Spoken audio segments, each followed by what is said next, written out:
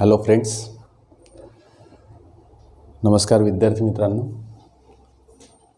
आज आपण सर्कल प्रकरणातील एक अतिशय important topic that is what is mean by second and what is mean by tangent. Generally we know that tangent and secant, these are the lines, but how we differentiate them, which is a tangent and which is a secant.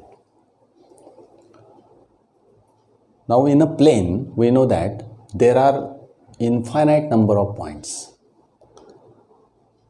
Now when we draw in a plane, we can draw the infinite number of lines also. We can draw infinite number of circles in that plane with different radii. Now if we draw a circle and a line, there are three possibilities. When we draw a line means one line, and a circle means one circle. When we draw a line and a circle in a plane, then three possibilities are arise. Now which are these three possibilities? या three possibilities कोणत्या आहेत? Which are the three possibilities? First possibility is that this is a circle. We have to draw in a plane and L is a line. Suppose this L is a line. Yes, this is the first condition. Second condition is that this is a circle and the line L touches the circle in one point, and the third condition is that a line and a circle intersect with each other in 2 points. This is line L, this is also line L, and this is also line L. Now these three possibilities arise when we draw a circle and a line in a plane. Yes, in this first diagram we observe that a line and a circle do not intersect with each other. These two are the distinct figures. Yes, in this second figure we observe that the circle and a line intersect with each other in one point. Just we see that this line and a circle just touches at a point. At a point they will be touched. And in the third figure, what is the third figure? The line L and the circle intersect each other in 2 points. Yes. Now in this first figure, this is a circle and this is a line. We say that this is a line. But in second figure, the line L intersect the circle in one point or touches the circle in one point, and that's why this line is called as a tangent. This line is a tangent. And the second thing, that is the line L in the third figure, intersect the circle in 2 points, and hence this line is called as a secant. Yes, this line is called as a secant. मग आता प्रश्न असा पडतो की can we say that this line L is a secant? Yes, this is also secant. But this secant intersect the circle in one point, hence it is called as a tangent. Yes, understand? This is one of the secant. Why we say that this is a tangent? Because it intersects the circle in one point. Yes, this line intersects the circle in 2 points, and that's why it is called as a secant. Yes, and hence this is the tangent, and this tangent touches the circle or intersect the circle in one point, and this point is called as a point of contact. Point of contact. बघा, याला point of contact असं म्हणतात. म्हणजे त्याला मराठीमध्ये आपण याला स्पर्शबिंदू असं म्हणतो. हा स्पर्शबिंदू म्हणजेच काय? The point of intersection of a line and a circle, it is called as a point of contact. Yes, आता हा जो कन्सेप्ट आहे की याच्यामध्ये आपल्याला Secant intersect the circle in 2 points. Tangent intersect the circle or touches the circle in 1 point. It is called as a tangent. Now just we learn the important concept about the tangent and the radius drawn through the point of contact. Yes. आता आपल्याला एक important असा एक concept बघायचा आहे की एक tangent मी या सर्कलला काढली आहे. Suppose this is the one of the circle. हे एक सर्कल मी या ठिकाणी राहू देतो. या सर्कलला एक टँजंट मी काढली आहे. एक टँजंट मी काढणार आहे. आता ही एक टँजंट मी या ठिकाणी काढली. समजा असं विचारात घेऊया की this is a centre, that is O is a centre of that circle. O हे त्या सर्कलचं सेंटर आहे. मला आपल्याला काय बघायचं आहे तर what is the relation or we can say that property of a tangent of a circle and the radius drawn through the point of contact. Radius drawn through the point of contact. मग याच्यासाठी एक छोटीशी activity आपण करू का. अतिशय सोपी activity, ती पटकन आपल्याला कळेल. एक आपण सर्कल काढलं आहे हॅविंग द सेंटर ओ, समोर दिसतं आहे. मग हे सर्कल काढल्यानंतर draw the radius O P. एक रेडियस मी ओ पी काढून घेणार आहे. This is the radius O P. Yes, this is the point P. We say that this is the point P, that is radius O P. O P radius मी काढून घेतली. पुढे काय करणार आपण की draw a line A B perpendicular to the radius O P at any point. या radius ओ पीला कोणत्याही पॉईंटला एक परपेंडिक्युलर लाईन काढायची. सपोज वी ड्रॉ, हा एक पॉईंट मी घेतला आणि या पॉईंटमधून एक परपेंडिक्युलर लाईन मी अशा पद्धतीने काढून घेतली. आता इथे कशी काढायची तर ते कन्स्ट्रक्शन करायचं आणि त्या पद्धतीने काढायची.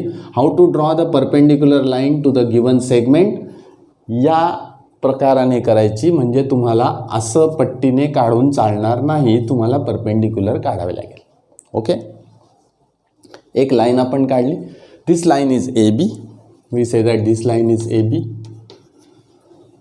ही लाईन जरी ए बी असली तरी ही कॉर्ड ए बी बघा. This is a chord A B and we know that this is the perpendicular drawn on the chord A B. Yes, from the centre. सेंटरमधून काढलेली ही परपेंडिक्युलर आहे असं मी या ठिकाणी गृहीत धरतो. हे 2 भाग झालेले आहेत. हा भाग आपल्याला माहिती आहे. आपण पुढे जाऊया. Imagine that the line slides towards the point P. आता मी काय करतो आहे, ही अशीच्या अशी परपेंडिक्युलर लाईन मला खाली स्लाईड करायची आहे. स्लाईड करायची म्हणजे काय, खाली सरकवायची. बरोबर. असं विचार करा की एक मॉडेल आहे आणि त्याच्यावरून ही एक लाईन ए बी जी आहे ती आपण आता खाली सरकवली. ही एक ए बी लाईन या ठिकाणी आली. आता ही सुद्धा परपेंडिक्युलर आहेच, इथे 90 डिग्री आहे. पुन्हा अजून या ठिकाणी खाली आणतो आहे आपण. This line we have to slide. आपल्याला काय करायचं आहे, ती लाईन स्लाईड करायची आहे, खाली आणायची आहे. बरोबर आहे. आता स्लाईड करत करत मी इथे आणतो आहे. आता मग हे हा जर अँगल 90 डिग्री आहे, हे सगळे अँगल 90 डिग्री आहे, तर हा अँगलसुद्धा 90 डिग्री असेल. This angle means this is the angle between the tangent and the radius drawn through the point of contact, that is P, and hence the tangent is always perpendicular to the radius drawn through the point of contact. आणि मग हे जर आपण activity विचारात घेतली तर मला असं लक्षात येतं की this is a one of the important property and this property is called as a tangent theorem. And what is the tangent theorem? A tangent at any point of a circle is perpendicular to the radius at the point of contact. म्हणजे त्या point of कॉन्टॅक्टमधून काढलेल्या रेडियसला ही जी tangent आहे ती नेहमी कशी असते, perpendicular असते. This is the one of the important property. This is the one of the important theorem in this circle chapter. या सर्कल चॅप्टरमधला हा अतिशय इम्पॉर्टंट थेरम आहे, इम्पॉर्टंट प्रॉपर्टी आहे. ही प्रॉपर्टी आपल्याला भरपूर ठिकाणी पुढे वेगवेगळ्या ठिकाणी आपल्याला थेरम्समध्ये वेगवेगळ्या ठिकाणी आपल्याला उदाहरण सोडवताना ही प्रॉपर्टी आपल्याला वापरावी लागते आणि ती इनडायरेक्ट असते. म्हणजे तिथं काही आपल्याला प्रत्येक वेळेस तो थेरम प्रूव्ह करावा लागतोच असं नाही. मग त्याच्यासाठी काय करावं लागतं, आपल्याला ती प्रॉपर्टी फक्त आपल्याला माहिती असली पाहिजे. We just know this property. What is a property? The tangent at any point of a circle is perpendicular to the radius drawn through the point of contact. Yes, this is the one of the theorem and we have to prove this theorem. आता हा theorem आपल्याला prove करायचा आहे. मग हा theorem कसा prove करता येईल, मला कशा पद्धतीने त्याचं प्रूफ लिहिता येईल? अतिशय सोपं आहे. आपल्याला याचं प्रूफ इनडायरेक्ट मेथडने लिहिता येणार आहे. येस, मग हे इनडायरेक्ट मेथडने हे प्रूफ कशा पद्धतीने लिहायचं? आपण आधी थेरम लिहूया. Theorem, what is theorem? Theorem is that a tangent at any point, or tangent at any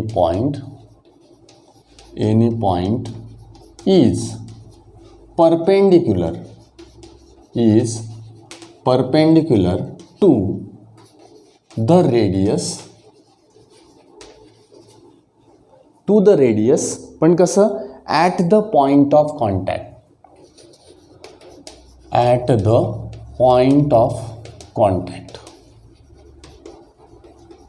yes, हे मला प्रूव्ह करायचं आहे. प्रूव्ह करणं अतिशय सोपं आहे. काय करणार मी? तर मला आधी गिव्हन लिहावं लागेल, बरोबर?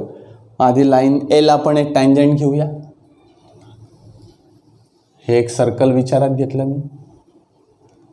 दिस is a one of the circle having centre O. Yes, this is a line L.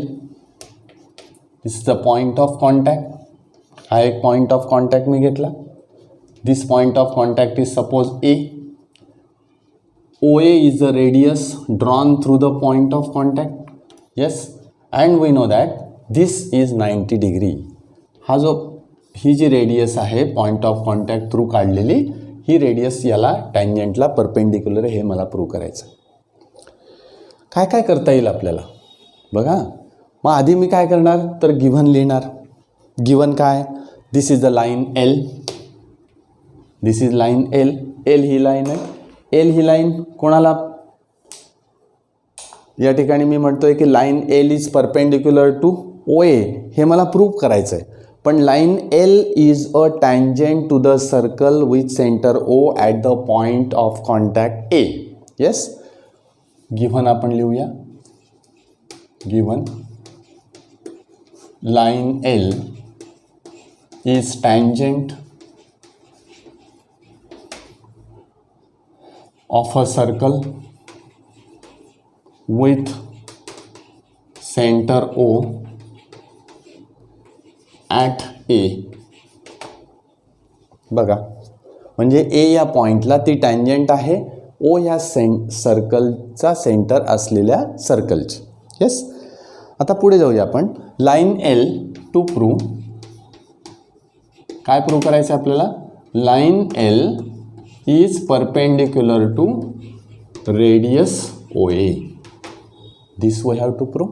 Line L is perpendicular to radius OA. आता काय असतं की इनडायरेक्ट प्रूफमध्ये आपल्याला जे प्रूव्ह करायचं आहे, बघा काय प्रूव्ह करायचं आहे मला? Line L is perpendicular to radius OA, हे मला प्रूव्ह करायचं आहे.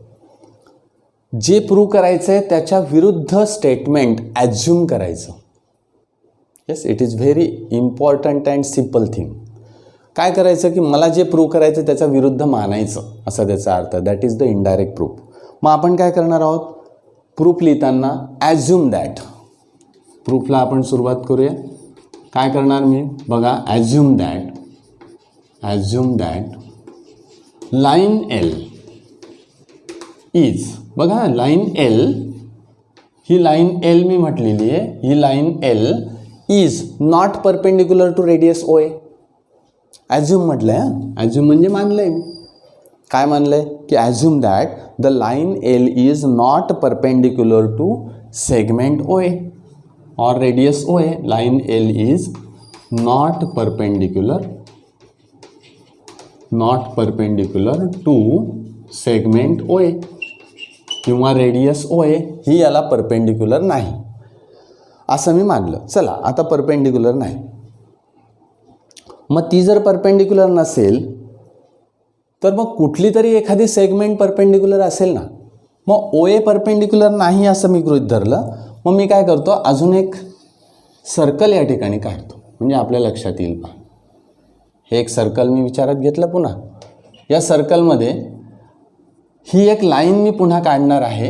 इथे बघा, मी मुद्दामूनच अशा प्रकारे काढतोय. ही लाईन L पुन्हा काढतोय. आता हा जो पॉईंट ऑफ कॉन्टॅक्ट आहे ना, ए तर परपेंडिक्युलर नाही आहे म्हणजे हा ए या ठिकाणी येऊन गेला. बघा, हा O आहे, हा ए आला. मी काय म्हटलं, assume that line L is not perpendicular to segment OA. Segment OAला ही लाईन परपेंडिक्युलर नाही म्हणजे मग मी ए पॉईंट या ठिकाणी घेतलं. मग OB इज नाव परपेंडिक्युलर. मग हा बी पॉईंट घेऊया. Yes, now OB is perpendicular. OB perpendicular आहे असं गृहीत धरतो. मग ॲज्युम केल्यानंतर पुढचं स्टेटमेंट मी काय लिहिणार आहे, suppose segment OB is drawn perpendicular to line L. Suppose आता आपण सपोज OB परपेंडिक्युलर आहे. Suppose segment OB is perpendicular to line L. म्हणजे आता बघा, OB is perpendicular to line L असं मला या ठिकाणी मिळालेलं आहे. OB कोणाला परपेंडिक्युलर आहे, लाईन Lला परपेंडिक्युलर आहे. कंडिशन मी या ठिकाणी घेतली. OA is not perpendicular. तुम्हाला या ठिकाणी दिसतोय OA परपेंडिक्युलर नाही. मग आता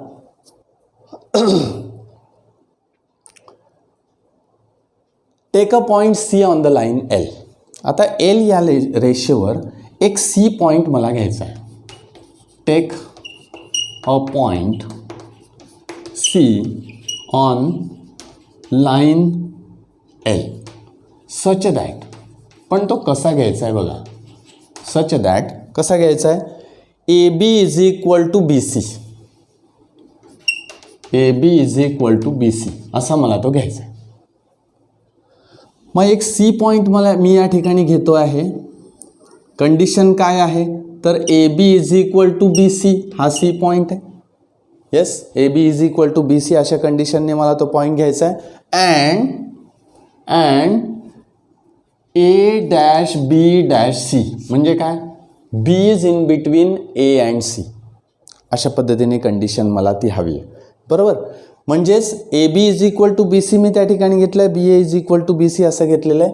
आता पुढे नाव इन ट्रायंगल, यामुळे काय झालं बघा, what happen, there are two triangles are found.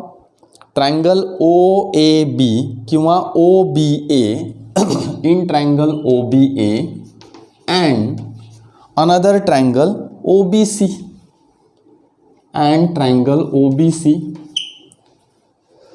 This angle is 90 degree.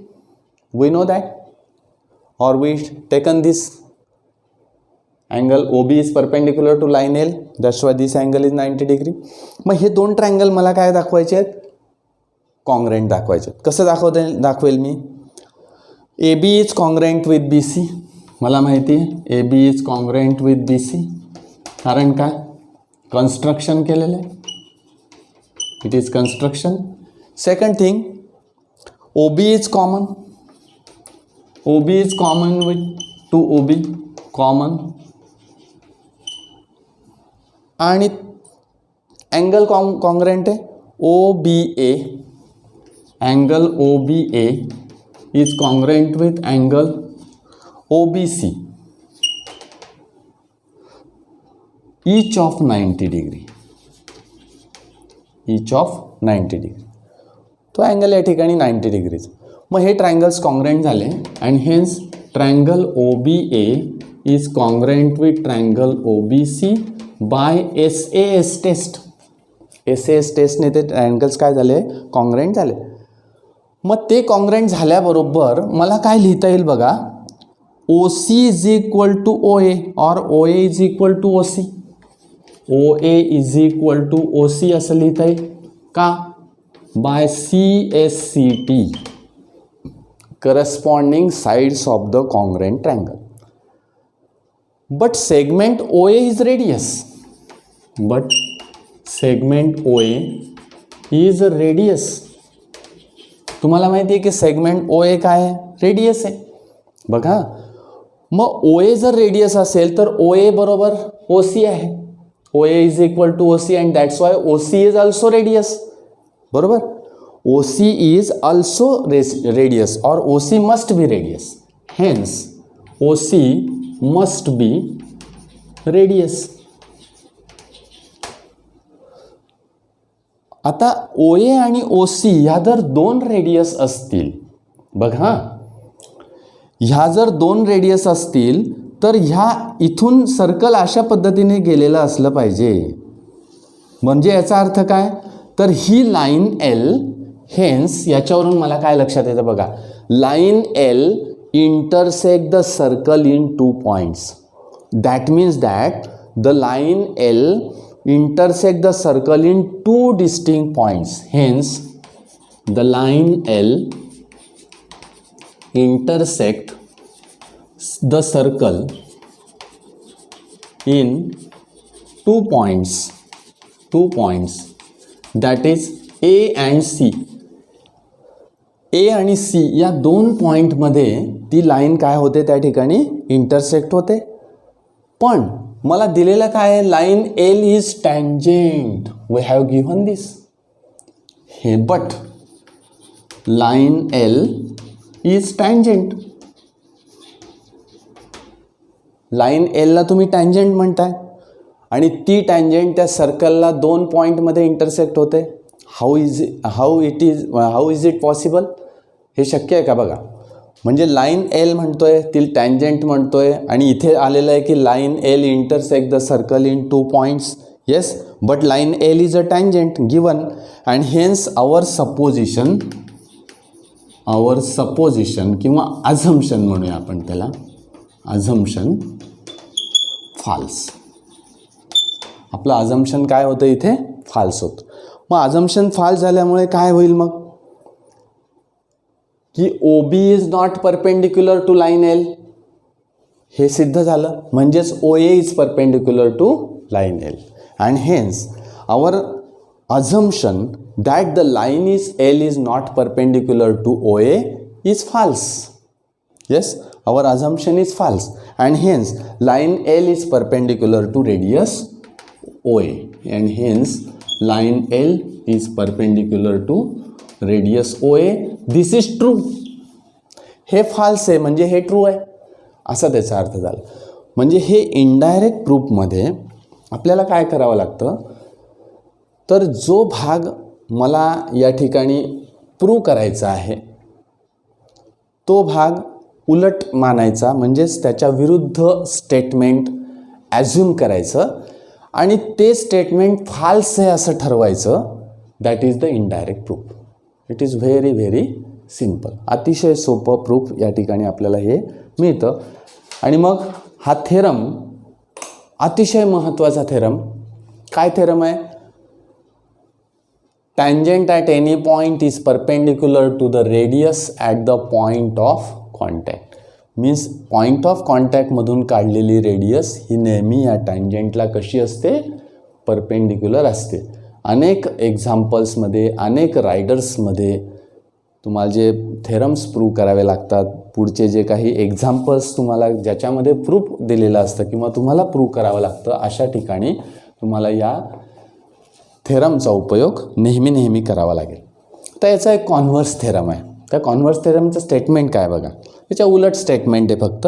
A line perpendicular to a radius, बघा, a line perpendicular to the radius at its point on the circle is a tangent to the circle. काय बघा, a line perpendicular to a radius, a line perpendicular to a radius, जी line रेडियसला perpendicular आहे, at its point on the circle, सर्कलवरच्या एखाद्या पॉईंटला ती line त्या रेडियसच्या एंड पॉईंटला ती लाईन त्या ठिकाणी काढलेली आहे, तर ती त्या सर्कलची टँजेंटच असते. हे या ठिकाणी आपल्याला कॉन्व्हर्स थेरममध्ये सांगितले. Yes, this is the converse theorem. हा कॉन्व्हर्स थेरम प्रूव्ह करणं पण अतिशय सोपं आहे, पण हा आपल्याला फक्त तेवढं लक्षात ठेवलं तर काही हरकत नाही. A line perpendicular to a radius at its point on the circle is a tangent to the circle. Yes, आणि it is the important theorem. This is the converse theorem. आता पुढच्या व्हिडिओमध्ये आपण एक महत्त्वाचा थेरम बघणार आहोत. त्याला म्हणूया आपण tangent second theorem. Yes, sorry, tangent segment theorem. Tangent second नाही, tangent segment theorem. Tangent segments from exterior point याचा आपण विचार करणार आहोत.